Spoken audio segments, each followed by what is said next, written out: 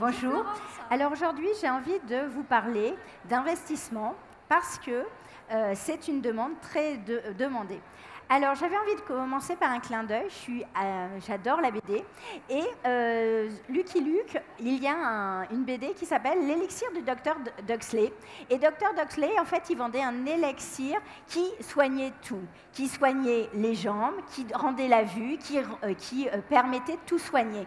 Et bien, c'est un petit peu ce que vous faites quand vous demandez cette question, quel est le meilleur appareil du marché?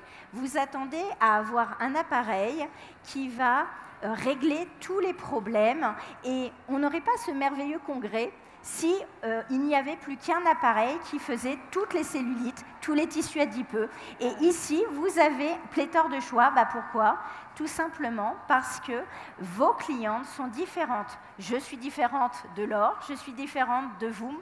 Et donc, du coup, il n'y a pas qu'une réponse adaptée. Et donc, la meilleure question que vous devez vous poser, c'est quel est le meilleur appareil du marché pour moi, pour ma clientèle, pour leurs besoins, pour qu'est-ce que j'ai envie de traiter. Et c'est ça qu'on va voir ensemble aujourd'hui, que j'avais envie de vous apporter. C'est les bonnes questions à se poser quand vous investissez, parce qu'il y a des questions à se poser. Alors, les questions qu'on va voir, c'est vos raisons d'investir, ce qui vous manque dans votre offre minceur, parce que des fois, vous avez déjà investi dans des appareils et vous ne savez pas forcément les coupler. Les contraintes aussi qui vont influencer vos choix et quel fournisseur choisir. Alors, pourquoi investir déjà ? Pourquoi investir? Parce que des fois, on a des pathologies, mal aux mains, on a des maladies professionnelles. Quand on s'oublie, quand on travaille trop le corps, effectivement, c'est difficile à faire, c'est difficile pour les articulations. On a beaucoup de maladies pathologiques et la raison de d'investir dans un appareil, c'est soulager son corps, soulager sa fatigue et pouvoir prendre plus de monde. Donc ça, c'est la première raison pour investir. Ensuite, ça va être pour les différents tissus adipeux. On ne va pas traiter le tissu adipeux superficiel de la même façon que le profond. On ne va pas traiter la même cellulite, la cellulite aqueuse, comme de la cellulite fibreuse ou adipeuse, ou même le relâchement cutané. Donc, on va aussi réfléchir à qu'est-ce que mes clientes ont besoin, quelles sont leurs attentes et comment je vais les prendre en charge. Ensuite, il y a, pour ce faire, deux grandes familles minceurs, ce que j'appelle les familles d'accompagnement et les familles d'agression, même si j'ai beaucoup de personnes ça choque un peu ce terme. Pourquoi? Parce que tous les appareils de minceur ne font pas la même chose, n'ont pas la même action sur le corps. Et donc, il va falloir prendre ça en compte quand vous souhaitez investir. C'est-à-dire que les techniques d'accompagnement vont stimuler de manière mécanique, naturelle, les fibroblastes. Et vous allez avoir un travail de relâchement sur le relâchement cutané qui va se faire naturellement.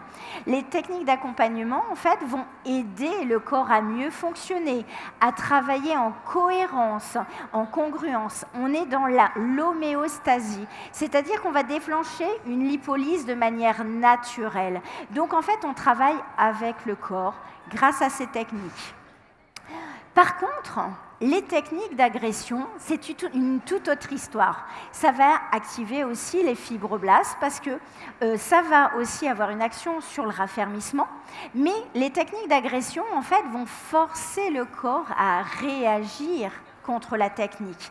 En fait, on va déclencher la lipolyse de manière brutale. On va obliger le corps à réagir contre la technique. Donc vous voyez, on n'est pas du tout sur la même philosophie, on n'est pas du tout sur le même travail.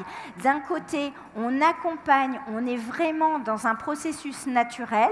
De l'autre côté, on fait réagir le corps contre la technique. Les deux technologies, les deux grandes familles ont du sens à être utilisées. Vous avez aussi intérêt à les coupler. Et c'est ce qui va faire la pertinence de votre offre quand vous souhaitez investir, c'est de faire un couplage, un mariage avec les deux phases des technologies minceurs. Alors, vous allez me dire, oui, mais alors, quelles sont ces technologies? Alors, je vous ai fait une liste pas exhaustive, justement.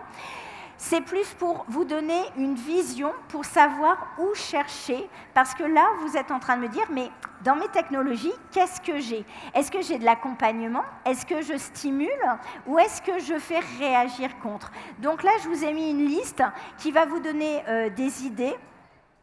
Tout ce qui est en bleu, ça va stimuler le fibroblast. Tout ce qui est en noir, c'est plutôt les soins sur la lipolyse et l'adipocyte. Et vous voyez que les familles d'accompagnement et d'agression ne sont pas du tout les mêmes technologies. Donc, ça va vous donner des idées. Peut-être qu'il vous manque un côté de la sphère minceur pour obtenir le meilleur résultat, avoir les résultats optimaux à vos clientes. Donc, je vous invite à regarder. Et ça, c'est aussi une première réflexion que vous pouvez avoir pour bien investir. Quelle est la technologie qui me manque? Quelle est la face qui me manque? Et du coup, ça va vous orienter peut-être sur tel ou tel fournisseur dans le congrès, bien évidemment. Enfin, pourquoi investir? En fait, parce que le temps, c'est de l'argent. Et un massage manuel, il y a de très bons massages manuels minceurs sur le marché. En plus, il y a énormément d'offres qui est en train de s'ouvrir. Vous avez des formations massage minceur qui se développent, qui sont très pertinents. Mais c'est toujours plus lent. Il faut un temps plus long de traitement que si vous allez faire une technique machine qui sera moins fatigante et qui sera raccourcie. Alors, je ne suis pas en train de dire qu'il ne faut pas avoir du manuel, loin de là, je suis à fond sur le massage manuel en minceur aussi. Il y a des personnes, des femmes qui ont absolument besoin d'avoir du manuel dans leur cure minceur, mais investir dans des technologies, ça va aussi optimiser votre temps. Vous allez pouvoir aussi développer des offres main libre, c'est-à-dire prendre une cliente en main libre et une autre. Donc, vous allez augmenter votre rentabilité, vous allez augmenter votre panier moyen et donc, du coup, ça va optimiser aussi votre offre. Donc, ça, c'est les différentes raisons d'investissement. Elles vont être ici. Ensuite, il va falloir se poser la question, quelles sont vos contraintes environnementales? Parce que souvent, vous me dites, j'ai investi, j'ai mon ami qui a un appareil, il marche super bien, je vais le prendre. Oui, mais est-ce qu'il correspond à votre institut? Est-ce que l'appareil que a choisi votre ami, est-ce qu'elle a la même philosophie de centre que vous, c'est-à-dire votre vision? Est-ce que vous avez une clarté sur comment vous voulez faire de la minceur? On est bien d'accord que quelqu'un qui a un institut bio, celles qui ont un institut à fond sur le bio, le respect, ne va pas forcément avoir les mêmes techniques, les mêmes technologies qu'une personne qui va être high-tech, qui va être dans la nouveauté, qui va chercher toujours le développement technique le plus poussé. Et si vous n'êtes pas en clarté sur la philosophie de votre centre, ce que vous allez faire dans 5, 10 ans, en fait, vous allez peut-être tâtonner, faire des achats peut-être compulsifs, ce que j'appelle l'achat affectif, c'est-à-dire « il est joli, ma copine l'a pris », et en fait, au bout de 6 mois d'utilisation, vous allez vous rendre compte que ce n'était pas du tout l'appareil qu'il vous faut par rapport à vos besoins. J'ai une esthéticienne qui est à fond sur le bio et elle a acheté un appareil où il fallait utiliser une crème spécifique ou qui était bourrée de conservateurs, même à cette époque-là, il y avait encore des parabènes. C'était totalement un non-sens par rapport à son concept. Et donc, du coup, au bout de 6 mois, elle a revendu l'appareil parce qu'en fait, ça lui heurtait ses valeurs. Elle ne pouvait pas appliquer la crème sur les clients puisque ça ne correspondait pas à son éthique. Donc, c'est vraiment important de se poser la question de est-ce que l'appareil que j'investis correspond à ma philosophie, à mon éthique, à ce que je veux développer. Ensuite, l'agencement. Souvent, je vois souvent dans vos instituts, vous m'investissez dans un appareil et il est trop gros pour votre cabine. Vous folifilez entre l'appareil, la table de soins, vous êtes mal installé parce qu'en fait, vous ne pouvez pas avoir pleinement la place. Et donc, du coup, vous n'avez pas pensé que certains appareils n'ont pas de sens dans votre institut parce qu'ils sont trop gros ou même trop grands. Quand vous avez une cabine de 20 mètres carrés, prendre un tout petit appareil qui est noyé où on ne le voit pas, il n'est pas mis en valeur, c'est la même chose. Donc, est-ce que l'appareil que vous souhaitez investir, que vous souhaitez acheter, est-ce qu'il rentre dans votre cabine? Sachez que maintenant, il y a de plus en plus de commerciaux de vos marques qui ont une feuille en fait et qui viennent pas forcément avec l'appareil parce que l'appareil est trop lourd, mais qui ont l'empreinte au sol pour que vous puissiez visualiser ce que ça va donner dans votre cabine. C'est intéressant parce que est-ce que j'ai ma liberté de mouvement? Est-ce que je vais être confortable quand je vais faire le soin? C'est une question que vous devez vous poser quand vous investissez. Et croyez-moi, c'est vraiment important parce que quand vous courez, que vous avez beaucoup de clientes et que vous vous cognez à chaque fois dans votre appareil, en fait, ça crée une charge physique, vous vous blessez en plus, mais ce n'est pas confortable. Donc ça, c'est vraiment important. Ensuite, la troisième question qui vient, c'est la capacité d'investir. C'est-à-dire, est-ce que je ne me mets pas en danger financièrement? Alors oui, il faut de la nouveauté, oui, il faut de l'investissement, mais est-ce que j'ai la capacité? Et est-ce que le fournisseur propose des leasings? Est-ce qu'il va proposer de la location? Vous avez plus en plus de fournisseurs qui vont vous proposer des solutions de location. Vous pouvez louer l'appareil et donc ça vous fait des mensualités plus faibles, bien évidemment. Mais l'important, c'est de se dire combien je dois vendre de cures par mois pour rentabiliser mon appareil. C'est vraiment important de faire ce calcul parce qu'on a vécu 2 ans difficiles et je ne vous le souhaite pas et je ne vous le souhaite pas. C'est-à-dire qu'on va dire que demain, on va avoir un nouveau confinement.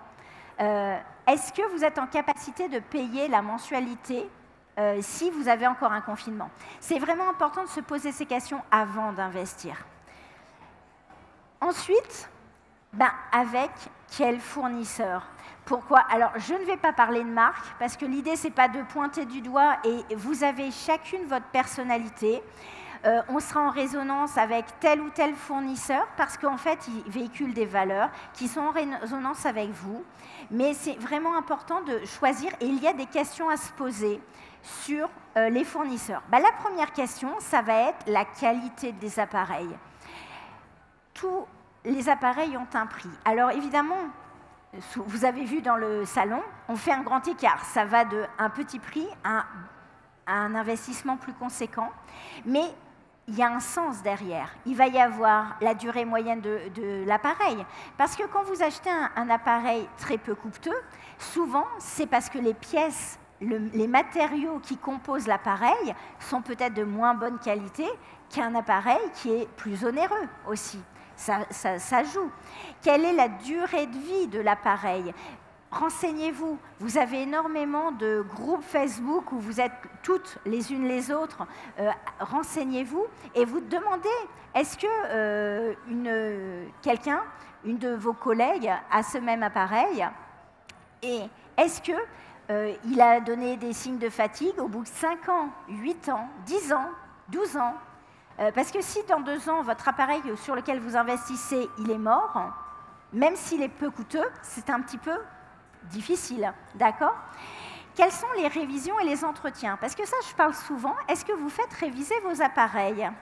Alors, je sais que certains appareils ont des maintenances, mais par exemple, moi, j'avais une radiofréquence. Tous les 1 an et demi, elle partait en révision. Pourquoi? Parce que les appareils de radiofréquence, par exemple, perdent de la puissance. Est-ce que vous faites réviser votre appareil? Depuis combien de temps vous avez votre appareil et est-ce que vous le faites entretenir? Ça, c'est important parce que vous allez avoir moins de résultats si votre appareil est moins puissant, moins optimal. Mais ça, c'est un coût. Et ce coût, il faut y réfléchir avant l'investissement. D'accord? Après, est-ce que le fournisseur sur lequel vous êtes, est-ce qu'il veut, est-ce qu'il y a un SAV? Combien de temps après la panne, vous allez être dépanné? Pour la petite histoire, j'ai une copine esthéticienne, elle a mis 8 mois, son fournisseur a mis 8 mois à lui remplacer la pièce enfin son appareil était en panne. Pendant 8 mois, elle n'a pas pu utiliser son appareil minceur. Vous imaginez 8 mois sans encaisser alors qu'elle payait le leasing. Elle payait le fournisseur l'appareil et elle ne pouvait pas utiliser l'appareil. Oui, bah ça existe. Donc, je vous invite à vous renseigner sur le service après-vente. Et est-ce qu'ils ont des appareils de prêt? Si mon appareil tombe en panne, c'est une question à demander à votre fournisseur. Est-ce que si mon appareil tombe en panne, est-ce que vous me le remplacez? Est-ce que vous m'envoyez une pièce à main qui remplace? Quelle est la garantie? La durée de la garantie? Ça, ce sont des choses que vous devez poser à vos fournisseurs. Et là, vous les avez tous sur le congrès, donc profitez-en. Ensuite, la disponibilité du commercial. Est-ce que vous aurez un numéro dédié? Est-ce qu'il est accessible? Enfin, le ou la commerciale, hein, je parle au masculin, mais voilà. Est-ce qu'il a une capacité d'écoute? Est-ce que quand vous envoyez un message à votre commercial et qui met une semaine à répondre ou 10 jours, est-ce que ça présuppose un bien-être, un absolu dans votre relation plus tard? S'il met déjà 10 jours à vous répondre pour vous vendre la machine, est-ce qu'il va être réactif quand vous aurez une panne? C'est quelque chose qu'il faut se poser comme question. Est-ce qu'il est en capacité d'écoute? Est-ce qu'il est dans sa qualité? Est-ce qu'il crée aussi une relation avec vous? Une fois, j'ai eu une stagiaire qui me dit « j'ai pas eu un bon contact avec le commercial, mais je voulais cet appareil, je l'ai pris. » Mais est-ce que vous pensez que si vous n'avez déjà pas un bon contact à la signature, est-ce que vous pensez que quand il y aura un problème, le contact sera meilleur? Non. Donc c'est important d'être en résonance avec les personnes avec lesquelles on signe, parce que c'est de l'humain. C'est un appareil, c'est un investissement, ça crée vraiment des attentes parce que vous allez développer votre chiffre, certes, mais ça crée aussi du stress. Et donc, du coup, c'est important d'avoir quelqu'un en face de soi qui réponde à vos attentes et qui soit à l'écoute de vos besoins. Et quand vous avez une commerciale qui dit « si, maintenant, parce que tu vas avoir un prix, et non, on ne va pas attendre le mois de septembre, parce que là, on est au mois de mai, donc comme ça, tu auras vite la formation, alors que vous savez que vous ne pouvez pas mettre en place la nouvelle prestation avant le mois de septembre », ne signez pas. Elle a l'intérêt de sa signature, mais pas de votre bien-être. Donc c'est vraiment tout ça qu'il faut être à l'écoute. Enfin, est-ce qu'ils ont des groupes de travail? Est-ce qu'ils ont des formations qualitatives? Est-ce que vous pouvez, dans 1 an ou 2, retourner en formation? Est-ce que c'est pris en compte dans le coût de l'achat de l'appareil ou est-ce que c'est comment dire, ce sera en plus, il faudra repayer en plus. Parce qu'il faut se rendre compte que quand on investit dans un appareil, la première formation que vous allez avoir, vous allez découvrir le nouvel appareil, vous allez découvrir les programmes, vous allez être vraiment focalisé sur le maniement. Mais dans 6 mois, quand vous aurez un peu de pratique, dans 8 mois, vous aurez d'autres questions. Vous aurez des questions pertinentes parce que vous aurez fait des cures, vous aurez fait des prestations. Et là, vous dites, ah ben sur cette cliente-là, j'ai moins de résultats. Est-ce que mon geste est bon? Et est-ce qu'il y a une formation complémentaire qui est prise en compte dans l'achat de l'appareil? Ça, c'est vraiment pertinent parce que vous allez en avoir besoin. Enfin, est-ce qu'il y a des webinaires réguliers? Est-ce qu'ils vous ont fait une plateforme où vous avez facilement les connaissances, les informations sur votre appareil? Est-ce que vous avez des images pour pouvoir communiquer sur le nouvel appareil? Tout ça, ce sont des questions que vous devez poser à vos fournisseurs avant d'investir. Donc, si je résume, donc, il faut se poser des questions sur votre philosophie. Qu'est-ce que vous avez envie de créer comme centre? Est-ce que l'appareil est en correspondance avec les valeurs que je crée? Est-ce que je suis en capacité financière de le payer? Est-ce que l'appareil que je vois, il rentre dans mon espace? Est-ce que je vais être bien formée? Est-ce que la qualité relationnelle du commercial est là pour moi? Et allez essayer. J'ai vraiment envie de vous dire, allez les rencontrer. On est sur le congrès, vous avez tous les fournisseurs sérieux qui sont là, qui vont vous montrer leur machine, tester. Parce que des fois, certaines personnes vont aimer le froid, d'autres vont aimer le chaud, d'autres vont aimer les ondes acoustiques, d'autres vont aimer les ondes électriques. En fait, on est tous différents et c'est ça qui est génial, c'est que nous, on est tous différents, on est des êtres humains. Et c'est pour ça qu'il y a énormément d'appareils, énormément de choix. Alors oui, c'est difficile de choisir, mais soyez en résonance avec ce qui vous plaît, après, avec ce que vos clientes ont besoin, les besoins, et allez tester. Parce que des fois, on vous a parlé d'une technique et quand vous la recevez, elle est juste insupportable, elle ne vous plaît pas. Si elle ne vous plaît pas, vous ne saurez pas la vendre à vos clientes parce que vous ne l'aimez pas et ça va transparaître sur votre discours. Donc, vous avez encore une demi-journée, allez rencontrer les fournisseurs et moi, je suis au centre 168 si vous voulez continuer cette conversation. Merci. Merci beaucoup. Est-ce que vous avez des questions à poser à Florence? Il nous reste un petit peu de temps. Est-ce que vous avez des exemples concrets d'esthéticiennes qui ont fait le mauvais achat et quelles conséquences est-ce que ça a eu?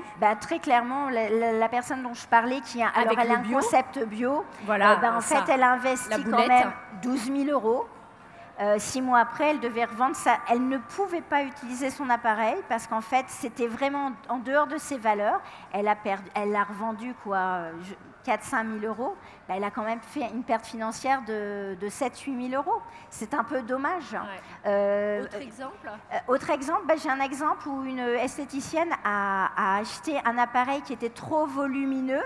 Et donc, en fait, à chaque fois qu'elle installait sa cliente, elle se connaît dans son appareil. Elle s'est même, limite, elle s'est ouvert l'arcade sourcilière parce que, en fait, voilà, c'est des exemples tout bêtes, mais on n'y pense pas et ça fait vraiment partie des choses, quoi. Donc, voilà. Est-ce que ça vaut le coup d'acheter une seule technologie? On sait que pour avoir un maximum de résultats, c'est bien d'associer les choses entre elles, que ce soit du manuel et de la techno, voire plusieurs technos entre elles. Est-ce que c'est judicieux de se limiter à une seule technologie? Alors, je vais vous dire non, tout simplement parce qu'il faut au moins 2 techniques. Alors, le technique manuel, pour moi, c'est une technique minceur. Donc, le manuel fait partie des techniques minceurs. Il faut au moins une technique qui va accompagner le corps et une technique qui fait réagir le corps. Parce que des fois, vous avez des clientes qui ne veulent pas... C'est-à-dire que là, dans vos 2 colonnes, voilà, il faut au moins... Exactement. Il faut au moins avoir un couplage parce que certaines clientes vont avoir besoin justement de douceur. Vous pouvez revenir sur cette slide-là? Oui, bien sûr. Parce qu'elle était très intéressante. Voilà, je l'ai mis, je sentais que ça allait parler. Voilà. Donc, en fait, en accompagnement, vous voyez, on a le manuel, le drainage lymphatique, les enveloppements, les palpouées, roulés mécaniques, le stretching cellulaire, les micro-vibrations. Bref, toutes ces technologies vont aider le corps à mieux fonctionner. On est dans l'homéostasie, on est dans le respect du corps. Et donc, du coup, on stimule. Alors que dans les techniques d'agression, en fait, on choque le corps, on le fait réagir contre la technique. Alors, bien évidemment, des fois, on va faire déstocker, ou des fois, on va même détruire la cellule graisseuse, comme les cryos et comme les techniques d'ultrasons, notamment la lipocavitation. On va détruire, ça a une spécificité. Il y a des clientes qui en ont besoin aussi, qui ont besoin de ces techniques-là pour avoir un vrai résultat. Mais donc, du coup, c'est l'importance de la prise en charge globale qui va faire que vous allez avoir des résultats optimaux. Donc, c'est pour ça que quand vous investissez, c'est important aussi de couvrir, en fait, si vous voulez traiter toutes les clientes et clients, si vous voulez traiter tous les différents types de cellulite ou les différents types de tissus adipeux ou le relâchement, il va falloir coupler et au moins avoir un appareil ou une technique, puisque le manuel est dans l'accompagnement, des 2 côtés, pour avoir un résultat optimal. Vous avez une association chouchou? Ça, c'est piège, Laure. Non. Alors, juste en termes, on ne parle pas de marque, bien entendu. Non. On parle de technologie. Vous, personnellement? Alors, pour moi, personnellement, par rapport à mon besoin, je vais parler de mon besoin. Moi, ce qui est le plus intéressant pour moi, ça va être la radiofréquence, parce que j'ai un relâchement tissulaire. Donc, valeur sûre. Comment? Valeur sûre, une technologie qui existe depuis très longtemps. Depuis 40 ans, elle existe. Voilà, donc on retrouve un peu dans ce que dit Florence Sansart, ce que disait Laetitia Fontanelle hier, on ne réinvente pas la roue. Non. Voilà. Ah non. Là, il n'y a pas d'innovation. Ce qui est innovant, c'est de prendre en charge de manière globale votre cliente. Et plus vous voulez avoir de résultats en minceur, plus il faut coupler et plus il faut drainer, il faut éliminer. Donc en fait, on va travailler le tissu adipeux, la cellulite, on va travailler le raffermissement, on va travailler la tonicité musculaire puisque ça va augmenter le métabolisme de base. Donc on va avoir une action sur la minceur et on va travailler tout ce qui est système lymphatique et sanguin. Là, quand vous traitez tout ça, et un seul appareil ne peut pas couvrir tous ces travaux-là. C'est vraiment. Donc, la radiofréquence et de l'autre côté alors, moi, j'ai mon petit chouchou chez moi. Ça va être le drainage lymphatique. Parce que moi, en fait, j'aime la douceur. Oui. Donc, voilà. Donc, la douceur. Et donc, du coup, ça va être pour moi le combo gagnant pour moi à l'heure actuelle. Et je parle de moi. On parle de personne. C'est ce que vous disiez tout à l'heure. Faire pour soi, en fonction de ce qui vous plaît à vous. Et de vos clientes, c'est-à-dire quelles sont vos clientes. Définissez, trouvez comment est votre clientèle, parce qu'on a souvent une typologie de clientes, et qu'est-ce que je vais pouvoir lui apporter pour avoir le résultat optimal. C'est les vraies questions avant d'investir, c'est ça que vous devez vous poser. On a de la chance, il nous reste 3 minutes, on va pouvoir aborder un sujet capital, parce qu'on aura beau avoir les meilleures technologies du monde, si à la base... de la base, il n'y a pas quelque chose, ça ne fonctionnera pas. Est-ce que vous voyez de quoi je parle? Une sorte de diagnostic? Ah oui, le diagnostic, bien évidemment. Le bilan minceur, c'est la pierre angulaire, ça je le dis toujours. Excusez-moi, j'ai la voix qui commence à flancher. Le diagnostic, c'est la pierre angulaire. Pourquoi? Parce que vous allez développer un questionnaire qui va vous apporter des connaissances sur son mode de vie, sur son traitement médicamenteux, sur son passif. Et le corps d'une cliente ne répond qu'à un mode de vie. On appelle ça de l'épigénétique. Et c'est-à-dire que votre cliente, elle va être réceptive à vos soins par rapport au bilan. Et c'est-à-dire, si vous faites un mauvais bilan, vous allez pas bien diagnostiquer le nombre de rendez-vous qu'il faut pour avoir le résultat, parce que le mode de vie de votre cliente, ses pathologies si elle en a, sa médication, va ralentir les effets de vos séances.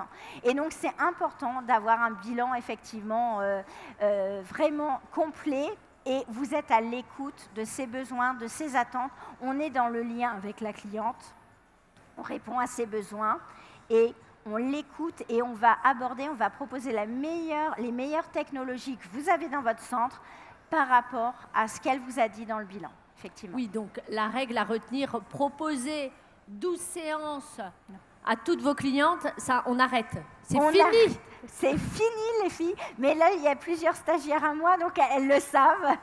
Donc, effectivement, on arrête de proposer des cures de 6, 10 séances d'une seule technique. Ce n'est pas un accompagnement minceur personnalisé où vous prenez en compte le besoin de votre cliente qui n'est pas le même que celui de la voisine. Donc, vous ne pouvez pas vendre à chaque cliente la même chose. C'est un non-sens en minceur. On est sur de l'accompagnement personnalisé, on est sur de l'humain, on est sur de la spécificité, de l'hyperspécialisation. Merci beaucoup, Florence. Merci.